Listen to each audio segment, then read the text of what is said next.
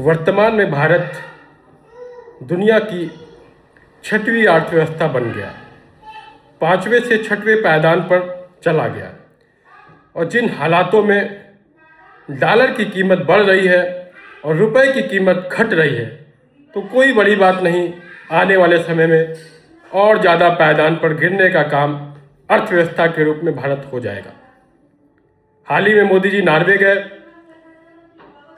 और 43 साल बाद कोई प्रधानमंत्री नॉर्वे गया क्यों? ये भारत की आम जनता नहीं जानती, गरीब मध्यम वर्ग के लोग नहीं जानते। इसलिए मोदी जी नॉर्वे गए कि फरवरी में सोवरन फंड, जो नॉर्वे की संस्था है, वो दुनिया की ग्रीन एनर्जी के नाम पर सबसे बड़ी इन्वेस्ट करने वाली संस्था है। उसने अडानी जी को बैन किया था। ये दूसरी कंपनी थी अडानी जी की जो बैन हुई। अब समझ जाइए क्यों मोदी जी गए।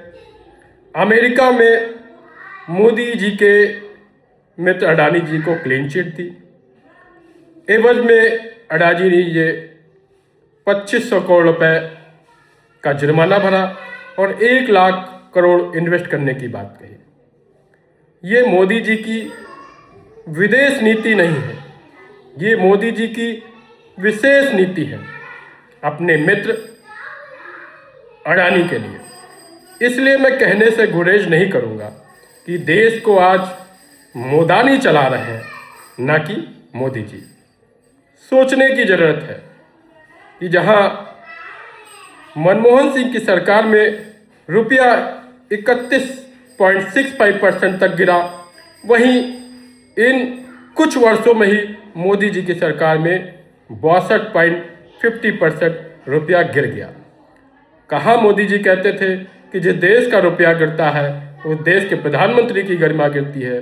मोदी जी आज भारत के बारे में, जहाँ वो 5वीं अर्थव्यवस्था थी, 6ठी पे चली गई और इसी तरीके से रुपया गिरता रहा, तो 7वें और 8वें नंबर पर जाने से भारत को कोई नहीं रोक सकता।